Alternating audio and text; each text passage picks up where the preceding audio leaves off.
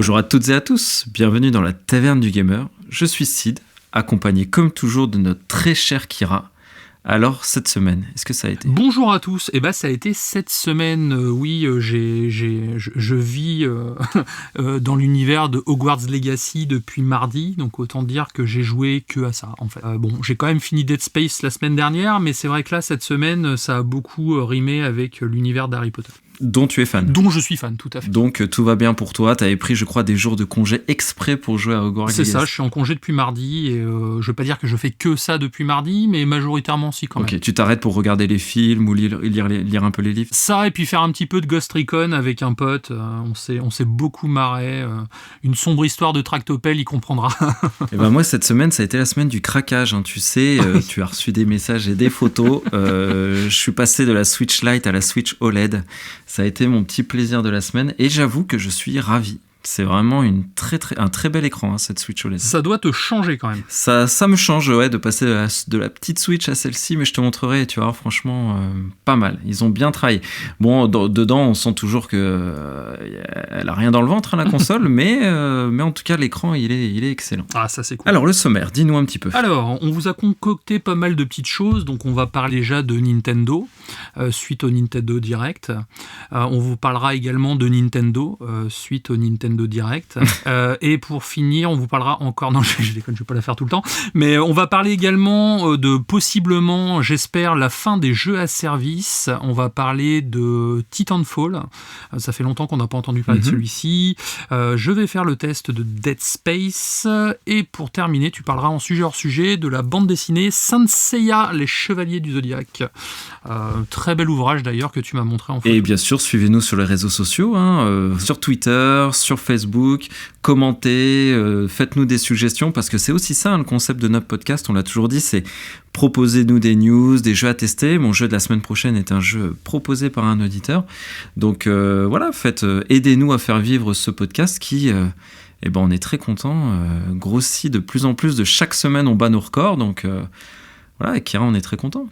Surtout, ce qui est vraiment, moi, ce qui me plaît vraiment au-delà du volume d'écoute, c'est qu'on nous félicite sur la qualité des sujets et de la technique. Et ça, vraiment, ça fait plaisir. Merci. Et en plus, ça permet à l'occasion de discuter avec des gens passionnés comme nous. Je crois que tu as échangé avec les gars du magazine Pop-Up dont tu as fait la chronique la semaine dernière. Et ce podcast, on l'a aussi créé pour ça, hein, échanger entre passionnés. Et c'est grâce à vous qui nous écoutez. Donc merci beaucoup. Également des personnes très sympathiques. Je les salue. Ils ont beaucoup apprécié notre podcast dernièrement, comme on a apprécié leur dernier magazine en tout cas, donc ça fait plaisir. Générique.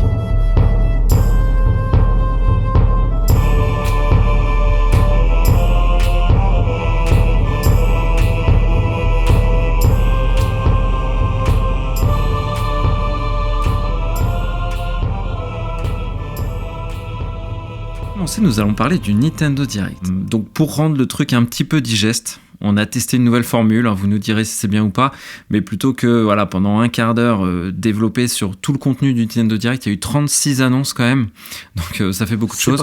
On l'a découpé en 3.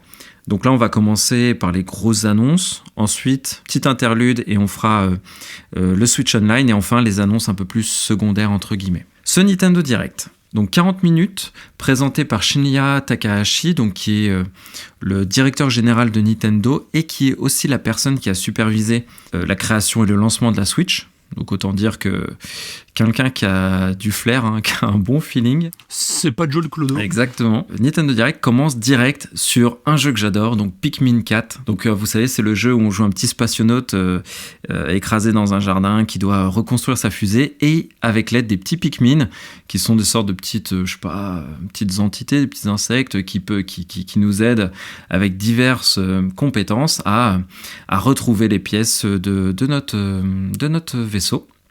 Donc on a vu Pikmin 4, ça fait très plaisir, ça fait longtemps qu'on n'avait pas eu de jeu Pikmin. Ça fait longtemps. Oui. On a vu le Pikmin rouge, on a vu le Pikmin de glace, on a vu aussi que il y a un chien qui pourra aider a priori les Pikmin, donc il s'appelle Ohachi je crois. Donc ils vous ont rajouté cette petite fonctionnalité avec un petit côté sombre la nuit où les monstres ont l'air un peu plus vénères. Donc ça sort le 27 juillet. Et ben moi j'ai vraiment hâte de voir ce Pikmin 4. Moi aussi, c'est vraiment l'annonce qui m'a le plus hypé de la conférence, je t'avoue. Enfin l'annonce, on savait qu'il était là, mais le fait de le voir, c'est vraiment ce qui m'a le plus plu, moi en tout cas. Moi ce qui m'a le plus plu, c'est juste après, et franchement c'était une bonne conf, mais voilà, le pinacle, le summum a été le trailer du dernier Zelda. Je l'ai trouvé vraiment sombre, épique, un peu de la dark fantasy presque, doublé en VF. On a vu en plus qu'il y aurait des véhicules, qu'il y aurait des dragons un peu fâchés, les dragons dans le ciel, alors que normalement c'est des copains. Donc à voir, mais en tout cas la musique je l'ai trouvée magnifique, les décors très cool, et ils ont annoncé la sortie donc le 12 mai 2023. Donc ça, moi, je suis hypé. Ouais, ça va être une très très grosse sortie. Ce que j'ai vu aussi m'a beaucoup plu. Bon, encore une fois, on va pas relancer le débat, mais la Switch a plus rien dans le ventre. Ça sent qu'elle crache ses tripes là-dessus. Et c'est dommage, j'ai l'impression que ça va desservir un peu le jeu, en fait. Le premier Zelda était déjà fantastique. Et là, avec toutes les nouveautés qu'ils ont mis à l'intérieur, j'ai peur que l'effet Pokémon, quoi, hein, j'ai peur que le jeu soit un peu buggé ou rame dans tous les sens. Donc à voir ce que ça va donner, parce que ce que j'ai vu c'est vraiment ouf, quoi. Ça va être incroyable. Pour la suite, donc c'est des annonces, la grosse annonce quand même, hein. Ils ont reparlé de Bayonetta Origins que je vais faire, ça fait partie de mes tests. Le 13 mars, il arrive. On a vu un petit peu plus de phases de gameplay où on suit Cereza du coup, qui sera accompagné d'un énorme chat qui est chouchou, je crois. Les Japonais kiffent les animaux. Et donc lui, il va vraiment attaquer. Elle va utiliser, tu vois, ses pouvoirs plus pour bloquer les ennemis, etc. Avec toujours un design un peu à la Okami. Donc ça, moi, j'ai vraiment hâte de mettre la main dessus sur ma nouvelle Switch OLED en plus. Ouais, tu m'étonnes. Ensuite, 3 gros remakes, voire reboot. Donc Baton Kaitos 1 et 2. Dans un précédent podcast, je disais j'espère que ça va arriver, et ils m'ont entendu, ça arrive. Donc 2 gros chefs-d'œuvre, de la GameCube, JRPG qui mixe jeu de cartes et jeu de combat au tour par tour, qui va arriver cet été 2023. Petite chose intéressante, décevante plutôt. Le 1, il sera doublé en VF, le 2, il sera en anglais a priori. Donc ça, c'est un peu dommage. Ouais, pas de localisation sur le 2, en espérant qu'il change d'avis et qu'il le fasse via un DLC. Surtout que les gens sont chauds, hein. Il y a du public derrière Baton Kaitos parce qu'il a un vrai succès d'estime, ce jeu, donc voilà. Ensuite, Metroid Prime 1 qui revient. Et oui, il revient en remastered, et un vrai remastered où ils ont changé carrément le moteur graphique. A priori, ça tournera sur Unreal Engine, donc le célèbre jeu de la GameCube, le Metroid que j'adore. Je crois aussi que tu apprécies beaucoup, Kira. Ouais, carrément. Je pense. Alors, je regardais justement les dates de sortie. Il est déjà sorti sur le store, mais il est disponible en boîte au mois de mars, donc je vais peut-être attendre le mois de mars. Exactement. Ils nous ont fait une Hi-Fi Rush, comme on dit maintenant dans le métier. Ouais. Ils ont dit, vous regardez notre remake de Metroid Prime 1, il est cool. Il est tout de suite dispo après la conf. Donc ça, on adore. Tu vois, Kira, c'est le genre de truc qui... Ça nous enchante. Sachant que la rumeur du Metroid remaster, en fait, est là depuis déjà un certain temps, et a priori, c'était pas sorti à cause du développement chaotique de Metroid 4. Donc, est-ce qu'ils vont faire pareil pour Metroid 2 et 3 ? Moi, j'imaginais au départ un bundle trilogie, mais ça se trouve, ils vont peut-être les sortir à la suite, parce qu'au final, ils sont à 20 €, je crois, 29. 40. Ah oui, quand même, c'est un peu plus cher. Ah oui, c'était mon point négatif, ça coûte cher. Mais du coup, à mon avis, ils ont peut-être encore sous le coup de Metroid 2 et 3, donc ça laissera le temps à la saga de vivre en attendant le nouvel opus. Et autre reboot remaster, donc là ils ont dit reboot, donc je pense qu'ils refont à zéro le jeu, mais c'est Advance Wars, donc j'adore, j'étais fan des épisodes Game Boy, donc c'est le jeu de stratégie, le tactique, c'est un wargame, c'est vraiment un jeu de petits soldats, clairement, il faut le dire comme ça, c'est pas péjoratif, mais avec un côté un peu cartoon, un humour débridé, un style un peu manga. Donc ils nous font un reboot du 1, du 2, c'est exceptionnel, c'est des excellents jeux, et ça pareil, 21 avril, je vais guetter ça de très très près. La petite bande-annonce qu'on a vue, j'aime beaucoup le design un peu cartoon comme ça. Et en plus stratégiquement, c'est vraiment très très bien. Et enfin, pour terminer les grosses annonces, donc c'est moi qui les ai classées comme grosses annonces, peut-être que selon les goûts de chacun, ça n'aurait pas été ce classement, mais il y a Dead Cells, le DLC de Castlevania, j'en avais parlé parce qu'il avait été annoncé, je vous renvoie à notre épisode sur les Game Awards, où ça avait été présenté pour la première fois, et donc ils font un DLC spécial Castlevania dans cet excellent jeu roguelite français en plus, Dead Cells, que je vous conseille, et ils ont repris Il y a 12 musiques qui ont été reprises, qui ont été réorchestrées. Le DLC sort le 6 mars. Je vais évidemment me jeter dessus. Je ferai des screens qu'on publiera sur nos différentes pages. Et la dernière annonce, c'est Professor Layton and the New Worlds Team. Donc, Professeur Layton, on connaît tous. Dans un monde, ils mettent en avant le style un peu steampunk du titre. Et ça a été une bande-annonce très très courte, mais qui a suscité une grosse hype sur les réseaux, parce que Professeur Layton, pareil, il y a une grosse communauté. Oui, puis ça fait longtemps. Professeur Layton, le dernier, je crois que c'était 2012-2013, donc ça remonte vraiment à loin. Et même moi, quand j'ai vu ça, je fais ouh, trop bien. Donc un nouveau Professeur Layton par Level 5 toujours. J'ai pensé à toi parce que c'est moins ma cam, mais toi, je sais que t'apprécies. Donc quand j'ai vu ça, j'ai pensé. Ouais, je les ai tous faits. J'ai même vu le film Professeur Layton, d'ailleurs, que je vous recommande, qui est pas mal. Sans être un chef-d'œuvre, c'est vraiment regardable pour le coup. Et j'ai vraiment hâte de voir ça du coup. Alors moi, je vais changer totalement d'ambiance. On va partir sur un titre. Alors j'ai nommé cette news « La fin des jeux à service ». Point d'interrogation, ce que j'espère. Hein. Donc clairement, sale temps pour les jeux à service. Apex Legends Mobile, Rumbleverse, Crossfire X ou encore Knockout City en fait appartiendront bientôt au passé. Actuellement, au vu de l'instabilité du marché, d'autres devraient les rejoindre parce qu'on s'aperçoit qu'il y a déjà eu Avenger, donc petit à petit ça arrive. Le dernier en date à avoir été annoncé, c'était Crossfire X, donc c'est un jeu Microsoft, du moins c'est un jeu Xbox qui est sorti début d'année 2022, qui avait fait grand bruit de par la platitude de son expérience multijoueur à l'époque. Le jeu a même été classé dans le top 10 des pires expériences de l'année 2022, donc c'est dire à quel point c'est pourri, hein, ça c'est sur Metacritic. Comme bon nombre de jeux à service sortis ces derniers mois, la longévité de Crossfire X n'a pas été aussi grande qu'escomptée, puisque le jeu donc fermera dès le 18 mai prochain.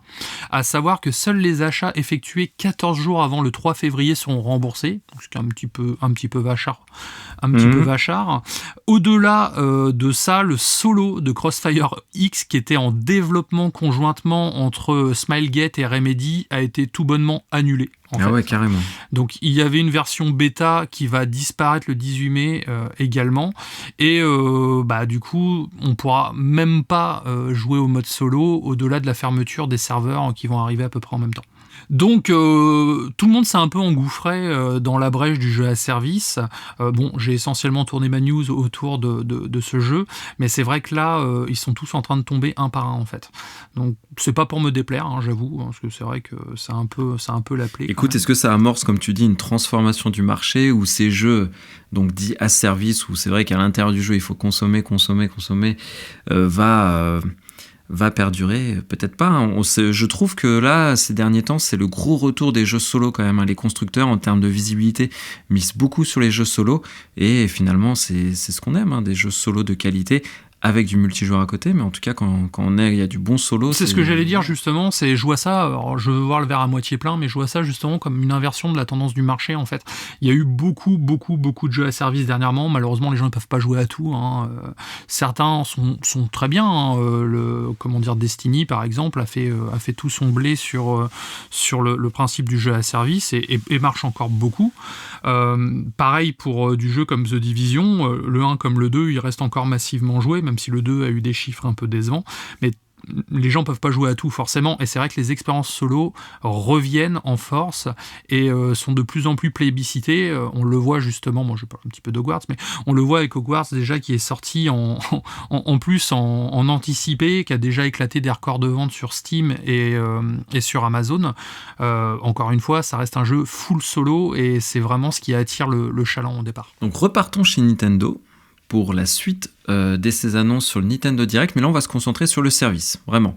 Donc le Switch Online. Ils ont annoncé, tenez-vous bien, donc la sortie des jeux Game Boy sur le Switch Online, compris dedans. Donc toutes les personnes qui seront abonnées au Switch Online, qui permet de mettre ses sauvegardes en cloud, de jouer en multi, principalement c'est ça les fonctionnalités, ont accès aux jeux Game Boy. On a déjà accès dans le Switch Online additionnel, avec le pack additionnel aux jeux Mega Drive. De cette même façon, ils ont mis quelques, pour l'instant, jeux Game Boy. Donc on a Tetris, on a Super Mario Land 2, Link's Awakening, Gargoyle's Quest, qui est vraiment pas mal. C'est les gars qui ont fait Golden Ghost. Ouais, Super Golden oui, Ghost. C'est ça. Alone in the Dark sur Game Boy, Metroid 2. Donc il y a pas mal de petits jeux qui sont arrivés sur Game Boy qui vont continuer à enrichir. Et ça inclut dans le Switch Online. Donc tu vois, et direct accessible dès après la conf. Donc pareil, petite annonce, dispo tout de suite, plutôt cool. Super bonne nouvelle. Ensuite, dans la continuité de cette annonce, ils ont dit, mais aussi on fait pareil pour la Game Boy Advance. Et là, c'est là que ça a commencé à susciter chez moi un vif intérêt. Donc, par contre, il faut le Switch Online plus le pack additionnel, comme ils appellent ça. Donc, la formule du Switch Online, c'est 19€. Et si on rajoute le pack additionnel, ça fait 39€. Et donc là, on a accès aussi aux jeux de Game Boy Advance. Il y a les jeux Mega Drive, comme je disais. Mais pareil, tout de suite après la conf, il y a une sélection de jeux GBA qui sont arrivés. Comme Mario Kart Circuit, WarioWare, Super Mario Advance 3 qui était vraiment cool. Il y a aussi un excellent jeu Kururin où je sais pas si tu te souviens, tu joues une barre et il faut pas taper les... Ouais, c'est ça, et tu dois avancer dans des petits labyrinthes. Exactement, d'ailleurs j'ai squatté ce jeu-là à fond du coup. Et en plus ils ont annoncé du multi en local ou en ligne. Donc pris en charge directement par la Switch, et c'est très très bien fait. Et aussi il y a F-Zero Game Boy Advance qui va arriver, il y a Golden Sun, donc des jeux que j'adore. Donc évidemment quand j'ai vu tout ça, j'ai fait quoi ? J'ai souscrit, évidemment, ils m'ont eu. Donc après avoir acheté la petite Switch OLED, j'ai souscrit au Switch Online plus le pack additionnel. Ouais, du coup. Et j'ai squatté les jeux Game Boy Advance comme à l'ancienne. Et franchement ça marche, faut le dire, du feu de Dieu. C'est très bien émulé. Il y a les save states, tu sais, on peut faire des sauvegardes à tout moment, petites fonctionnalités comme ça qui font que le service, comme je disais, le multi en ligne, en local, ça fonctionne très bien. Donc, tu vois, j'étais très très content de voir cette annonce. Et pareil, disponible tout de suite après le Nintendo Direct. Et ça, ça donne, tu vois, encore un cachet supplémentaire à ces annonces. Et au niveau du montant du Switch Online, maintenant, il est à combien du coup avec les petites extensions comme ça ? C'est 39,90€ pour le Switch Online plus le pack additionnel, donc pour avoir les jeux Game Boy Advance, etc. Pour l'année ? Pour l'année, oui, tout à fait, c'est à l'année. Ah oui, ça va, franchement, ça va, c'est pas excessif. Hein. En plus, il y a pas mal de contenu, du coup. C'est ce que j'ai trouvé de bien, moi, personnellement, en tant que vieux briscard du jeu vidéo, c'est le fait que ça soit pas mal porté sur le rétro gaming, en fait. C'est vrai que Nintendo a la chance d'avoir un catalogue de malades qui existe depuis 12 milliards d'années, et malheureusement, beaucoup de jeux n'étant plus jouables, soit parce qu'ils coûtaient une couille, soit parce que les consoles ne sont plus disponibles, là, les intégrer au Switch Online, c'est une très bonne idée, quoi. Franchement, ça, j'ai trouvé que c'était un coup excellent. Par contre, toujours dans cette histoire de service, là, c'est la section un peu plus service, j'ai trouvé que le modèle économique de Nintendo commençait à virer un petit peu à des choses que j'aime moins. Donc, je vais te donner 4 exemples qui ont fait partie des annonces du Nintendo Direct. Un pack de circuits encore pour Mario Kart 8. Donc là, ils vont l'essorer. 19 ans après. C'est le jeu qui est un des plus vendus de tous les temps. Donc ils rajoutent 8 circuits et un personnage. Un personnage qui est de Mario Kart Double Dash, donc un des meilleurs. Par contre, ça c'est le meilleur pour moi. Pareil. Ça c'est compris. Ça fait partie de quand on a l'abonnement Switch Online plus le pack additionnel, on a ces circuits Mario Kart, mais un peu frustrant pour ceux, tu vois, qui sont pas abonnés forcément. Ouais, ça les incite à passer à la caisse. Exactement. Et ils ont rajouté du pack additionnel sur Xenoblade Chronicle 3 où il y a des éléments de roguelite et une héroïne supplémentaire. Ils ont rajouté des nouveaux persos sur Fire Emblem. Pareil, il faut passer à la caisse. C'est comme du Season Pass, c'est 30€ je crois pour Fire Emblem. Et Splatoon 3, il continue à balancer aussi du pack additionnel, etc. avec des nouveaux personnages, des nouveaux lieux. Il y a la cité... Clabous qui était dans le premier Splatoon et Chromapolis. Enfin tout ça pour dire que je trouve que Nintendo de plus en plus vont dans cette surenchère de une fois que le jeu s'est bien vendu, on sort du pack additionnel, on sort du Season Pass, etc. Et pour du contenu qui parfois le justifie pas vraiment. Donc en ça, tu vois, ça a été un peu ma déception en termes de service, si je puis dire. C'est vrai que avant Nintendo n'a jamais fait ça, c'est vraiment depuis la Wii en fait qu'ils ont commencé à sortir des DLC. Les premiers c'était sur Zelda, d'ailleurs il y a même un Season Pass. Mais du coup, pour les jeux maintenant, en fait, on peut dire qu'ils les font vivre sur le long terme, ce qui est quand même appréciable pour beaucoup de joueurs. Après, il faut voir le tarif que pratique Nintendo sur ces extensions, en fait. Donc oui, c'est un petit peu dommage, mais d'un côté, je pense que s'ils en sortent autant, c'est que les gens doivent quand même y trouver leur compte et les acheter. Par contre, le bon mood, c'est quand même de l'avoir intégré au Switch Online. Pour ceux qui sont abonnés, c'est vrai que ça reste quand même un gros plus qui pourrait pencher la balance en faveur de l'abonnement. Ça, c'est plutôt sympa. Tu vois, t'achètes ton jeu et si t'es abonné au Switch Online, ils l'enrichissent régulièrement. Ça, je dis why not et ça vend le service. Mais si je te dis, il faut passer 30 €, hein, je crois, sur Fire Emblem. Donc, ok, ils vont rajouter régulièrement des choses pour 30 €. Ouais, c'est pas qu'une fois. Cher, mais franchement, je trouve que c'est cher. Surtout que les jeux Switch, on sait, ils ne baissent jamais. Hein. Mario Kart, il est encore à 60 € partout. Donc, tu vois, je trouve que ça représente un coût. En parlant de coût, il y a une news qui est tombée ce matin. Les jeux Nintendo aussi vont augmenter de 10 €, comme PlayStation et Xbox, du coup. Donc, ils seront tous les trois calés sur le même modèle, quoi. Alors, changeons d'ambiance, encore une fois. Alors, un crossover entre Titanfall et Apex Legends vient d'être officialisé puis annulé dans la foulée.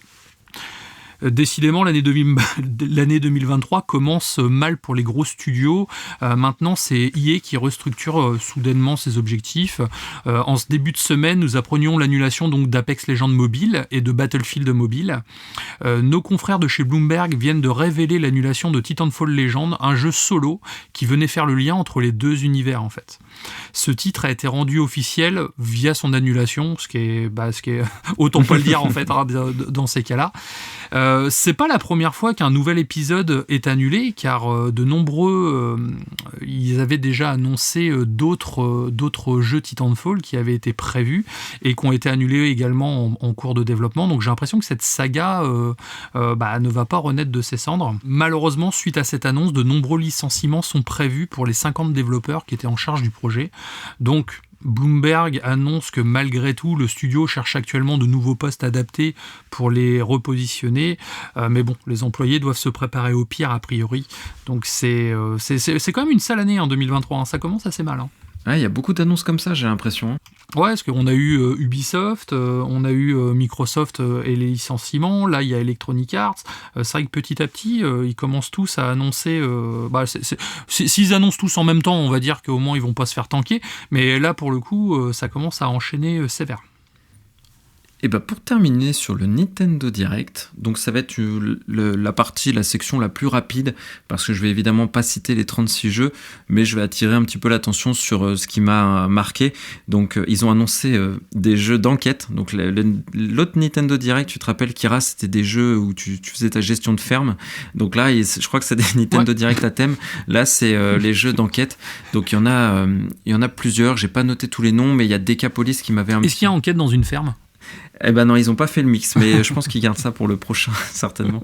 Donc je disais Decapolis, qui est un jeu en cel shading avec des pouvoirs un peu surnaturels, machin, pour résoudre des enquêtes, ça avait l'air pas mal. Il y avait Ghost Tricks, qui est un jeu d'enquête, mais qui existe déjà. Ça va être soit un remake ou soit une suite, je sais pas, je me suis pas attardé dessus, mais c'est un jeu d'enquête où on parle avec les morts en mode fantôme, et il nous aide à élucider un petit peu les crimes. Sinon, pour envoyer du jeu à la chaîne, il y a eu Octopath Traveler 2 et l'annonce, ils ont remonté un peu de jeu. Le jeu, c'est exceptionnel, on le sait, le 1 était top. Et là, ils ont dit pareil, la démo est accessible tout de suite après le Nintendo Direct. Donc ça, comme on a dit, Kira, on aime bien ça, ce genre de move. Oui, puis en plus, ça favorise justement le concept en fait de showcase individuel comme ça. C'est qu'ils peuvent présenter, sortir les choses directement, et encore une fois, ça montre que les salons sont dépassés. Ouais, complètement. Donc Kirby's, ils ont parlé du Kirby's Return to Dream Island Deluxe. Donc pareil, ils vont sortir un épilogue et ils ont dit qu'il y avait une démo qui était dispo. Et surtout, le jeu dont je veux parler, c'est Sea of Stars. Donc qui est un JRPG, tout ce qu'il y a de plus classique sur le papier, en mode pixel art absolument magnifique, mais vraiment j'insiste, il est très très beau. Pareil, démo dispo tout de suite après. et je l'ai testé cette démo, j'y ai joué. Franchement, c'est vraiment magnifique. On suit 3 héros, donc ils ont gardé quand même des éléments un petit peu secrets du scénario et ils ont bien fait, mais on découvre ces 3 personnages qui font une petite alliance avec des pirates parce qu'ils ont besoin d'aller sur une île en particulier, et les pirates leur disent bah ok, on va vous aider, on va vous emmener sur cette île, mais d'abord vous allez nous chercher un objet. Et c'est là que la quête commence. Et les pirates, en plus, c'est des pirates un peu en mode un peu déjanté, tu vois. Il y a beaucoup d'humour dans le jeu. Les musiques sont absolument magnifiques, mais c'est normal, hein, il y a un cadre derrière une partie des musiques, ils sont 2, mais c'est Yasunori Mitsuda, donc qui est le très grand compositeur chez Square Enix, qui a fait Chrono Trigger, Xenogears, enfin bref, qui a fait des choses que tout le monde connaît. Il a travaillé avec Uematsu sur du Final Fantasy, et vraiment, si j'ai fait cette partie news un peu scindée, c'est pour vous parler de cette démo et pour vous inciter à tester ce jeu. Il est absolument magnifique, mais vraiment sur tous les aspects. Les combats sont sympas, les personnages sont attachants, et en plus, il y a un mini-jeu de pêche. Et comme j'ai dit toujours, quand il y a des mini-jeux de pêche, c'est souvent des très bons jeux. Donc allez-y, jetez-vous dessus. En tout cas, je compte sur toi pour télécharger la démo et tester, Kira. Ouais, j'ai mis justement toutes les démos qui étaient dispo à télécharger pour ce week-end. Je vais essayer un petit peu tout ça. Et sinon, pour les sujets un peu annexes, ils ont montré du Katamari. Donc vous savez, c'est la grosse boule là qui, quand elle avance, récupère tout sur le passage. Et ils ont annoncé du Minecraft, du Mega Man Battle, du Samba des Amigos. Tu te rappelles, c'est le jeu Oui, le jeu de avec les Joy-Con, ça va. Ouais, avec les Joy-Con et tout, un peu, c'était des maracas avant, je crois qu'on avait. J'ai toujours d'ailleurs mon Samba des Amigos, il faut que je le retrouve. Bah, tu vois, il est quelque part dans sortir un sur Switch. Et Fantasy Life aussi, un jeu qui m'a fait de l'œil. C'est un Animal Crossing un peu à la mode fantasy qui a l'air franchement pas mal. Et aussi, dernier truc, Etrian Odyssey. Donc c'est le remaster des 3 jeux qui étaient sortis sur DS. Donc c'est un dungeon crawler. Donc le dungeon crawler, en fait, c'est un jeu vue subjective et on avance case par case et on tombe sur des monstres, on tombe sur des énigmes et il faut en même temps se tracer sa petite map pour pas se perdre dans les cartes. Et ça, franchement, ça m'attire beaucoup. Je pense que je vais le tester en podcast et ça sort le 1er juin. On sent que tu as été conquis par ce Nintendo Direct. Ouais, j'ai été vraiment conquis par ce Nintendo Direct. Et je l'avais dit un petit peu au début d'année que ce serait une année Switch, parce que y a le Zelda, il y a le Pikmin, je savais qu'il y avait du Metroid qui arriverait. Enfin, ça va être une belle année pour Nintendo et j'ai trouvé la conférence très très bien. Franchement, ils ont assuré. Ouais, c'est vrai que c'était un beau Nintendo Direct. Et 36 jeux, 40 minutes, 36 jeux, enfin 36 annonces, ça envoyait du lourd. Ouais. Donc pour enchaîner, tu vas nous parler d'un jeu très attendu, qui a fait beaucoup parler de lui, c'est Dead Space, un survival horror. Donc comme tu n'as pas l'habitude de présenter des survival horror, on s'est dit c'est mieux que ce soit toi qui le fasses celui-ci. Oui, c'est vrai, en tant que novice, je pense que j'ai un œil pertinent là-dessus. Et je vais parler de Dead Space Remake. Alors, déjà, Dead Space Remake, qu'est-ce que c'est ? Donc, pour le rappeler, c'est un survival horror de science-fiction vu à la 3e personne, développé par Motive Studio et édité par Electronic Arts, sorti le 27 janvier 2023. Il s'agit donc d'un remake, comme son nom l'indique, du jeu du même nom sorti en 2008. Pour faire le pitch, au 26e siècle, la Terre commençant à manquer de ressources, plusieurs vaisseaux spatiaux sont envoyés en mission dans les confins de l'espace afin d'en découvrir. Un jour, un ingénieur et son équipe reçoivent un appel de détresse du vaisseau USS Ishimura, donc le fleuron de la flotte terrienne. Une fois sur place, il découvre que ces derniers est infesté de nécromorphes, des cadavres humains ramenés à la vie par un virus alien. Une lutte s'engage alors pour la survie. Donc, synopsis somme toute classique, mais qui fait le café. Et ça reste toujours une très bonne histoire en 2023. J'ai voulu aborder ce test, en fait, sous un autre prisme. En gros, faire un remake de Dead Space est-il pertinent au vu de la qualité du titre sorti en 2008, quand il est joué à notre époque. C'est vrai que Dead Space est un jeu qui est sorti il y a quelques années sur la PlayStation 3, Xbox 360, donc c'était les 2 générations avant. Et ce qui m'a choqué, parce que j'ai relancé Dead Space 1 du coup, que j'ai refait en parallèle, c'est que le jeu a très peu vieilli. Il y a quelques subtilités qui différencient les deux jeux, mais à l'heure actuelle, le jeu est toujours très très jouable. Alors oui, graphiquement, le jeu est un petit peu plus, on va dire, limité, forcément, dû aux contraintes de l'époque. Et il y avait ce fameux filtre un petit peu sépia qu'on trouvait sur tous les jeux de cette époque, en fait, qui lui donnait aussi un petit cachet en plus. Du charme, ouais. Voilà, du charme. Ce qu'il faut savoir, c'est que pourquoi ils ont sorti ce remake déjà, c'est qu'il n'y a pas eu de Dead Space depuis 2013. Le premier étant un monument du survival horror. Le deuxième a beaucoup plu malgré quelques défauts. Et le 3 a sévèrement bidé et a été décrié par toute la communauté de joueurs. Donc c'était aussi pour eux un moyen de relancer la franchise via le meilleur jeu, justement. Surtout qu'en plus, le survival est à la mode en ce moment. Hein. Donc entre Resident Evil, Silent Hill, Alone in the Dark, il y a aussi un remaster de Project Zero donc, qui arrive en 2023. On a eu Callisto Protocol, donc, qui est intimement filié quand même, qui est sorti il y a 2 mois.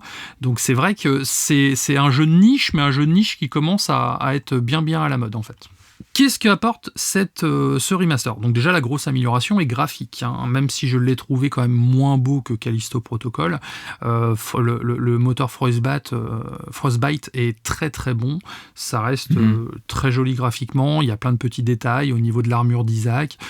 Quand il se penche, on voit bien qu'il y a plusieurs couches entre le tissu, les plaques de métal, les petits écrans à l'arrière, et tout bouge individuellement, donc c'est vraiment du plus bel effet. Ensuite, c'est très joli, ouais. Isaac est moins lourd dans ses déplacements, donc par rapport à la version de 2008, on le sent quand même. Hein, Isaac va plus vite, court plus vite et peut se mouvoir de façon plus fluide. En revanche, et ça c'est un des premiers points noirs que je vais souligner, c'est qu'il n'y a pas de bouton pour se retourner en fait. Ah bon ? Donc quand on se fait attaquer par les nécromorphes, c'est pas comme à Resident Evil où on appuie sur A, on peut se retourner directement. Là c'est pas possible.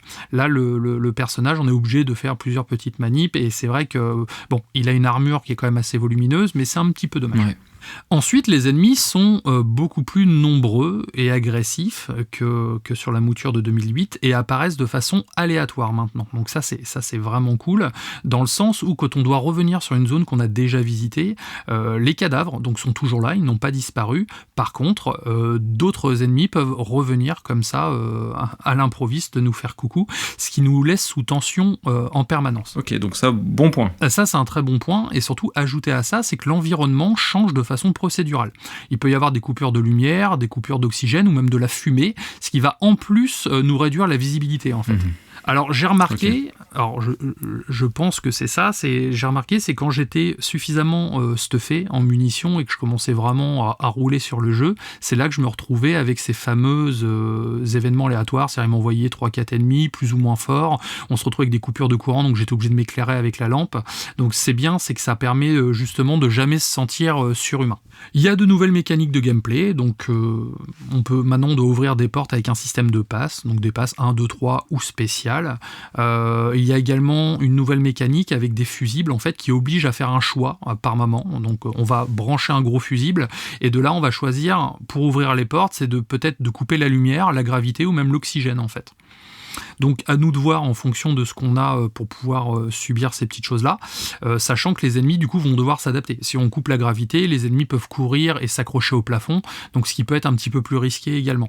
Donc ça c'est vraiment très très cool. Il y a également l'intégration d'objectifs secondaires, avec à la clé des audios sur la diégèse de l'univers, un petit peu comme BioShock.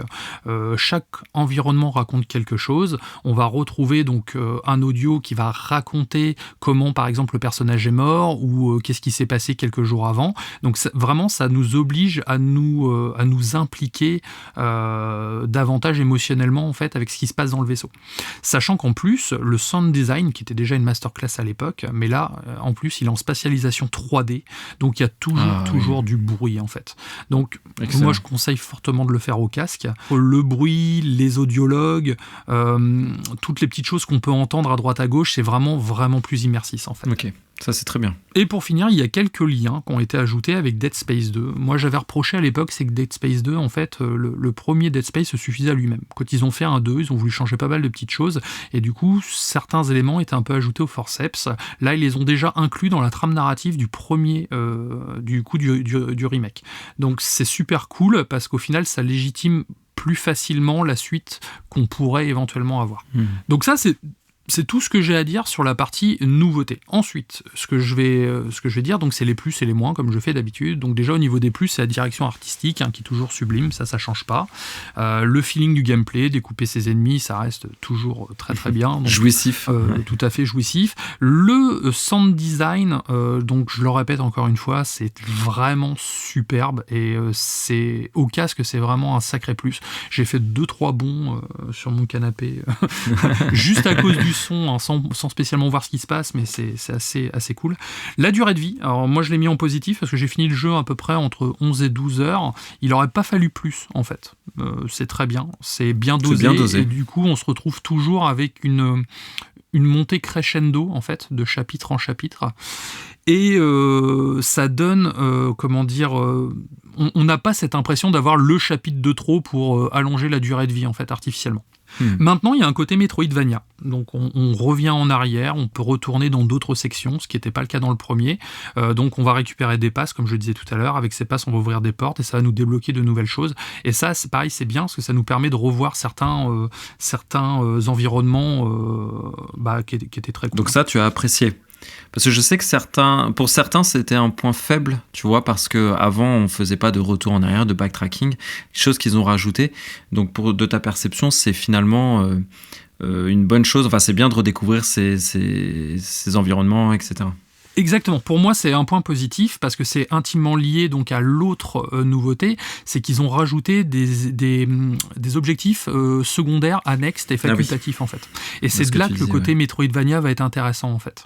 C'est qu'on va revenir en arrière et ça nous, moi qui suis très féru de science-fiction déjà de base et surtout qui attache énormément d'importance au scénario, ça va vraiment considérablement étoffer l'univers, en fait. Donc c'est pour ça que j'ai apprécié ce côté Metroidvania.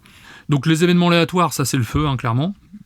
Et pour finir, graphiquement très propre. Moi je l'ai fait en mode graphisme et pas en mode performance, donc j'étais capé à 30 fps, ça n'a pas sautillé une seule fois, ça a toujours été nickel, et avec le ray tracing à fond les ballons, vraiment ça fait son petit effet parce que je me suis surpris à sursauter en voyant juste mon personnage dans un miroir, en fait.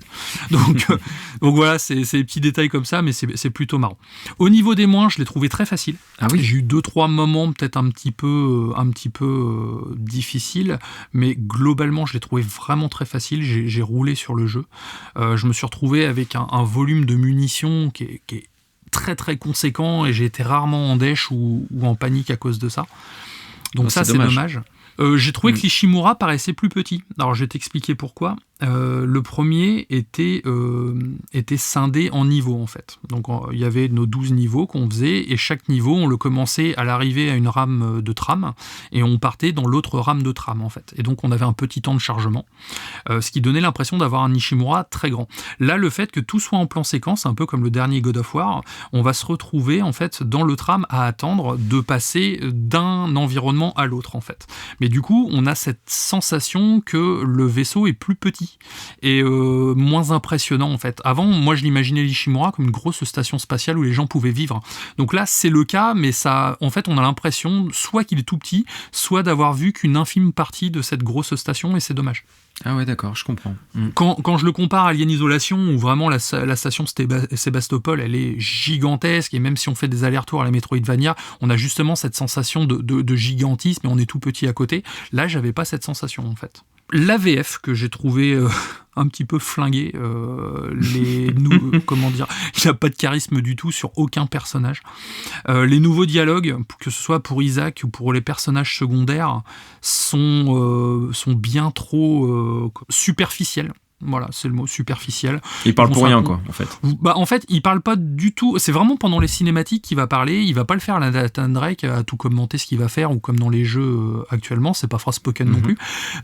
Mais le truc, c'est que quand il va parler à d'autres personnes, il va leur répondre et on va se retrouver avec des temps comme ça où ils vont ça va être le ping-pong, où ils vont se répondre mutuellement. Sauf que là où c'est super chiant, c'est quand il parle, en fait, on ne peut pas sortir de la pièce. En fait, tu vas arriver devant une porte, la porte, en fait, elle va s'ouvrir quand tu appuies sur le bouton A, et ben là, la porte va être en attente. Donc des fois, tu vas te retrouver où les mecs, ils vont parler pendant 1 minute 50, et toi, t'es comme un con dans ta pièce, genre oui, bah abrège, moi je voudrais sortir, en fait. Je déteste ça, en plus. Et ça m'a un petit peu flingué mon expérience, je t'avoue, parce qu'autant en début de partie, c'est pas gênant, autant quand ils commencent davantage à expliquer leur motivation, ça devient super lourd, en fait. Et donc, les nouveaux dialogues sont vraiment pas ouf, pas intéressants pour dessous. Enfin, j'ai lu sur internet que c'était un point positif pour beaucoup de personnes. Moi, j'ai trouvé que ça desservait l'ambiance du jeu au final, car le fait d'avoir un Isaac mutique avant, on pouvait davantage s'imaginer être à la place d'Isaac, en fait, et on avait vraiment cette sensation de solitude, en fait. Là, on l'a moins, du coup. Pareil, il va essayer d'enlever son casque à certains moments, donc il a moi, je trouve que personnellement, le perso est dégueulasse, et ça aussi, c'est un petit peu dommage, parce que dans le premier, il l'enlevait jamais, en fait. Et pour terminer, 75€ le jeu, c'est beaucoup trop cher pour un remaster, pour un remake, aussi beau soit-il. Moi, je vous conseille d'attendre de le payer à 30 balles, où il sera, à mon avis, disponible dans le Game Pass dans 6 mois avec le EA Play, en fait. Donc, est-ce que c'est un remake valable La à grande notre question. époque ? La grande question. Et bah, pour moi, c'est non. Pour moi, c'est non. Donc, tu préfères le 1, en gros. Donc, enfin, l'original. Je préfère l'original de par son rythme, et même s'il y a des petits ajouts qui font plaisir, l'original a cette patine, a ce style en fait qu'on ne peut pas retrouver sur ce jeu-là en fait. Et ce que je trouve dommage, c'est qu'en fait ils ont été trop fébriles pour changer le jeu en fait. Ils ont fait un remake, mais on pourrait limite dire que c'est un remaster en fait. Parce que même s'il y a quelques petites nouveautés, c'est trop peu différent pour justifier de passer à la caisse à un montant aussi cher.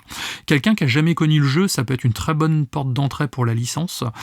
Mais à tarif équivalent, j'ai préféré The Callisto Protocol, que ce soit carrément. dans son histoire ou dans son gameplay, que j'ai trouvé beaucoup plus corsé en termes de challenge. Et au final, voilà, c'était pas un mauvais jeu, j'ai passé un bon moment, mais 75€, franchement, c'est abusé, ça aurait dû sortir à, on va dire, 40€, pas plus.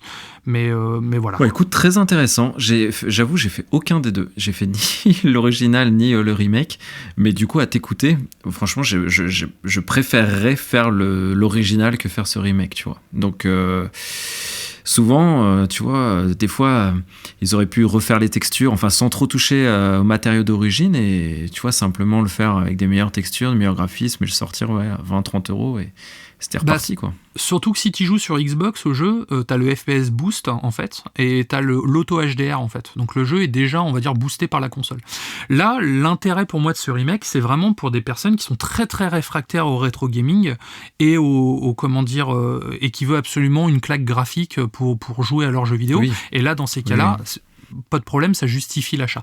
Pour quelqu'un comme moi qui ne suis pas spécialement, disons que c'est pas la priorité, la claque graphique, eh ben je préfère largement relancer l'ancien Dead Space. Parce que j'ai fait les deux Dead Space du coup, le remake et l'original dans les 15 jours de temps en fait où je les avais, et au final, même si j'ai vécu la même chose avec les deux jeux, bah, je me suis plus amusé sur l'ancien que sur le nouveau. C'est quand même un peu dommage. Bah, écoute. Bah, merci beaucoup pour ce test très complet. En tout cas, moi, j'y vois un peu plus clair. Je voyais pas trop, j'avoue, l'intérêt du remake connaissant la qualité du premier. Et au moins, tu m'as éclairé et je ferai l'original.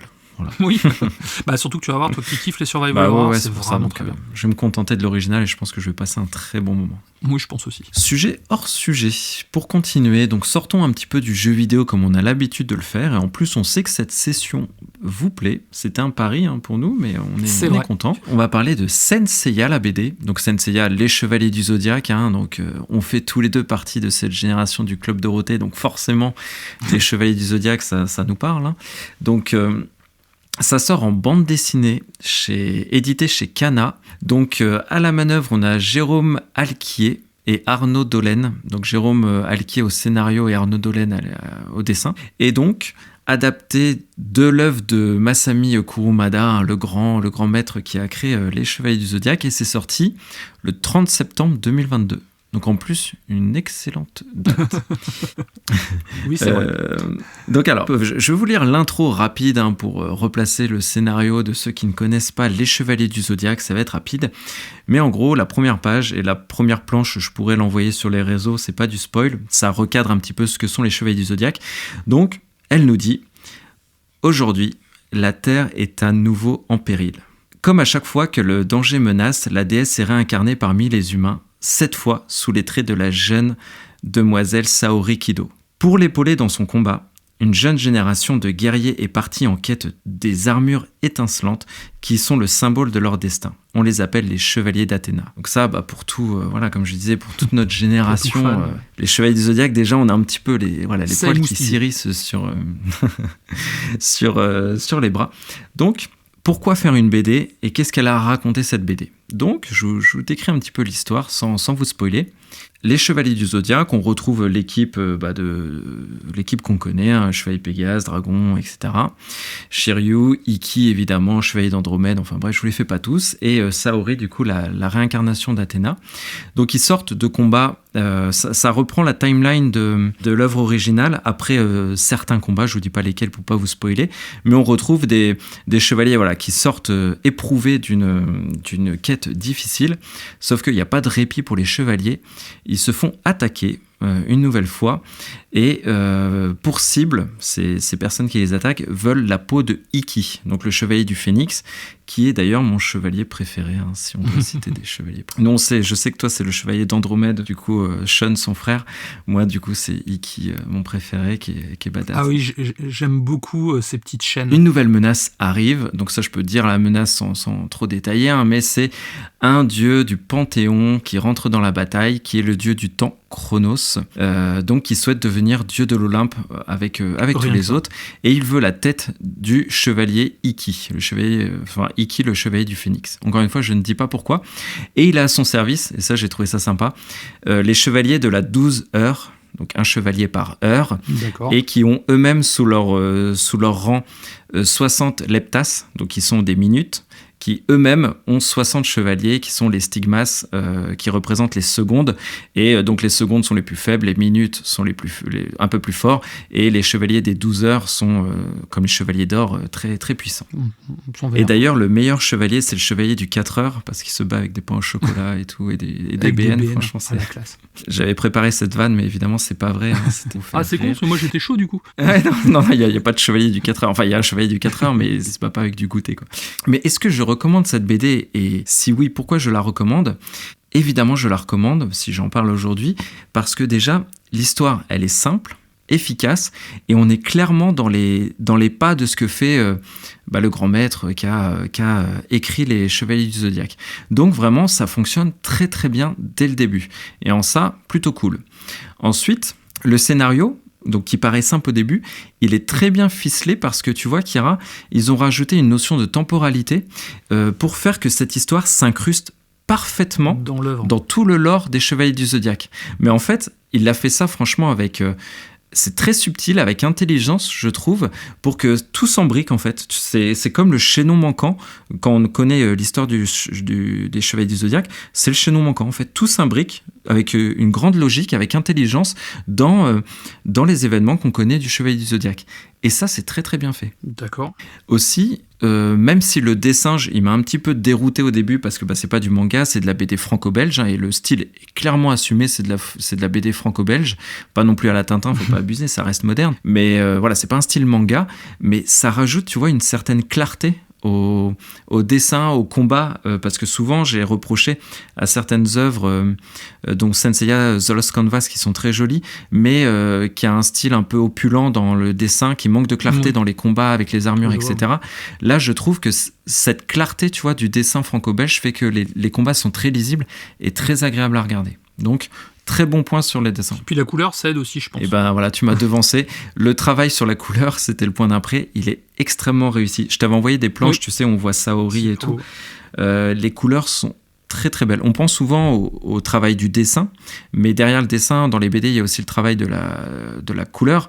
Et là, ils ont très très bien réussi ce travail-là. Ensuite, il y a le format. Et du coup, on a des très grandes planches, tu vois, on a des très très grands formats. Et ce qui fait que on profite, ils ont eu raison de profiter de ces très grandes pages pour faire des plans vraiment très jolis. Ils ont profité de l'espace, c'est aéré, on a vraiment des trucs très très épiques, très jolis à regarder. Et pareil, ça je trouve c'est très intelligemment fait en termes de dessin. Ikki, on voit Ikki évidemment, le chevalier du phénix qui est au firmament de sa forme, et c'est un chevalier que souvent on adore, qui est hyper badass, et on a des combats de très très grande qualité, et c'est très cool, avec une fin. Donc je l'ai pas dit, c'est en 4 ou 5 tomes, attendez je regarde vite la couverture, c'est en 5 tomes, et la fin de ce premier tome, elle donne naissance à un antagoniste qui est vraiment cool, qui je pense s'inscrit dans quelque chose qui est très très bien. Pour l'instant, on n'a qu'un tome, mais ça donne à penser que la série va être vraiment excellente. Donc j'ai beaucoup aimé la fin. D'accord, ça a l'air intéressant en tout cas. Franchement, c'est très intéressant. Et vraiment, on sent que ça a été fait par des passionnés. Ça a été fait par des passionnés, et tu vas comprendre. Là, j'ai fini mon test, je vais vous donner juste quelques petites anecdotes pour terminer. Juste un dernier point fort aussi, c'est que ils ont écrit le passé de certains personnages où il n'y avait pas de passé en fait. D'accord, oui, ils ont comblé les trous. On avait dans l'histoire des personnages, et là, ils ont écrit un passé. Donc quand je te dis que tu vois, tout s'imbrique avec sens et intelligence dans le lore des Chevaliers du Zodiaque, c'est parce que c'est vraiment chaînon manquant. Tu vois, ils sont en train de compléter tout plein de petits trous, et ils l'ont fait avec vraiment, encore une fois, beaucoup de talent. Ouais, il y a eu un petit défaut, si je peux donner des défauts vite fait. J'ai trouvé le tome assez court, parce que, en fait, peut-être parce que je l'ai dévoré, donc voilà, est-ce que c'est de ma faute ou pas, mais en tout cas, j'ai trouvé ça un peu court comme premier tome. Les débuts si tu veux, les toutes premières planches, ils recontextualisent vraiment beaucoup, je trouve. Par exemple, quand il y a le Shiryu qui arrive, le méchant il dit tiens donc, voilà Shiryu, le chevalier du dragon qui s'est crevé les yeux pour sauver ses compagnons. Enfin tu vois, il refait presque tout son CV à chaque fois qu'on croise un premier chevalier. Donc ça c'est un peu rigolo, mais voilà, c'est de l'anecdotique, mais ça j'avais trouvé ça un peu dommage. D'accord. Tu en es venu à la conclusion comme moi que disons ça a l'air quand même de bien s'inscrire dans l'histoire, ça a l'air de respecter l'œuvre, et en fait c'est pas pour rien. C'est parce que donc Kurumada, le grand qui a écrit tout ça, a validé le scénario. Il a validé les dessins, les idées. Enfin, quand je dis validé, ça a été un travail vraiment de concert entre nos auteurs français et le Japon. Donc, a priori, ils ont énormément échangé. Ils se sont envoyés des storyboards, ils se sont envoyés les dialogues, ils se sont envoyés les planches, et ils ont fait comme ça conjointement. Ils ont co-construit quand même et co-validé certaines des idées. Okay, oui, et qui, à chaque fois... Et ça n'a été pas fait à l'arrache, ça a été fait vraiment dans le respect de l'œuvre. Et pourquoi je sais ça ? C'est que dans cet album, ils ont rajouté un making-of. Alors, je ne sais pas, parce que peut-être que j'avais une version spéciale où il y a le making-of, mais en fait, il y avait des pages où l'auteur expliquait ce qu'il envoyait à Kurumada, comment le Japon validait ou non, quels sont les dialogues qu'ils ont retravaillés ou ensemble ou pas. On voit les comparaisons d'ailleurs entre deux dialogues, et c'est plutôt bien fait.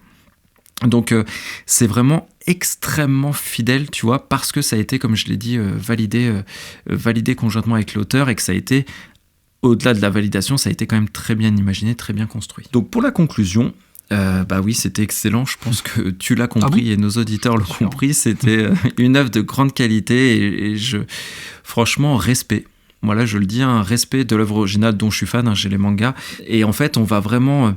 c'est pas qu'un simple rajout, quoi. On va plus loin, la nouvelle histoire s'incruste vraiment parfaitement avec cohérence et générosité. Et savoir de surcroît que le grand Kurumada a validé, franchement, le travail que des Français ont fait, qui vont certainement s'exporter, etc., c'est vraiment une grande fierté, et ça fait plaisir. Je vais vous lire les petits messages de l'auteur, enfin de Kurumada qu'il a fait, qu'on retrouve dans l'album. Donc il dit « Je suis très heureux que le monde entier aime Saint Seiya et que cette série soit exprimée au-delà de l'océan dans un nouveau format, celui de la bande dessinée franco-belge. L'univers extrêmement délicat et méticuleux dessiné par Dalkien Kun, donc l'auteur, ainsi que l'histoire traitée avec une autre approche que le manga, nous donne du plaisir. Je suis très impatient de voir comment il dépeindra les exploits de Seiya et de ses amis. Je vous souhaite une bonne lecture, Masami Kurumada. » Donc franchement, c'est extra quand même d'avoir ça sur... C'est clair. Non, ça fait plaisir, Cocorico. Ouais, exactement. Et j'enverrai du coup les petites photos, comme d'habitude, sur les réseaux, pour les partager avec vous, sans vous spoiler, évidemment. Mais c'était... un régal. Franchement, j'ai été scotché du début à la fin. Donc tu le recommandes ? Donc je le recommande chaudement. Allez-y, vous pouvez l'acheter les yeux fermés, je le recommande. Et est-ce que tu crois que je le recommande, Kira ? Je pense que tu devrais peut-être insister un peu plus sur la recommandation, on ne sait jamais. Écoutez, voilà, je vais suivre la recommandation de Kira qui me recommande de le recommander, donc je vous le recommande, franchement c'était pas mal. Donc ceci clôture, voilà, notre pote. Je te laisse le petit mot de la fin pour terminer, un petit peu de teasing ou quelque chose. Alors un petit peu de teasing, je suis sur 3 sujets hors sujet en parallèle, donc je vous avoue, je ne sais pas encore lequel des 3 je vais traiter, ça va être le premier que je vais avoir terminé pour la semaine prochaine, donc c'est en cours, donc pour l'instant, un teasing de rien du tout. Parce que moi-même, je sais pas encore lequel des 3 je vais parler. Alors moi, c'est un test, comme j'avais dit, qu'on m'a suggéré quand j'ai publié un truc en fait sur Twitter, on m'a dit tiens, fais ça. Et du coup, j'ai fait. C'est vraiment très cool. C'est dans mon cœur de cible de jeu. Hein. C'est de la baston. Il y a du démon, il y a de la baston. C'est un jeu sorti il y a un petit peu de temps. Mais ce sera le dernier jeu comme ça que je fais un petit peu hors des sorties parce que là, on va enchaîner, Kira, ensemble, des grosses sorties et des jeux d'actualité. Donc c'est la dernière fois que là on fait un petit jeu avant un petit jeu annexe avant un petit moment, enfin de mon côté. Oui, là ça, on va envoyer pas mal du lourd pendant encore quelques semaines. Là. En tout cas, ça fait plaisir d'avoir pu discuter avec toi pendant cette petite heure. On a appris plein de choses. Plaisir le partagé. Nintendo Direct, pour le coup, était vraiment passionnant. Vous avez vu qu'il y a eu 2 salles, 2 ambiances. Toi, t'as annoncé un truc trop cool avec le Nintendo Direct. T'as parlé d'une BD qui t'a beaucoup plu. Moi, j'ai parlé de 2 news dégueulasses et d'une déception de mon côté au niveau d'un jeu vidéo. C'est 2 salles, 2 ambiances cette semaine. C'est aussi ça la taverne du gamer. Exactement. Hein. On se dit tout. Merci à tous et puis à la semaine prochaine. À la semaine prochaine. Ciao. Ciao.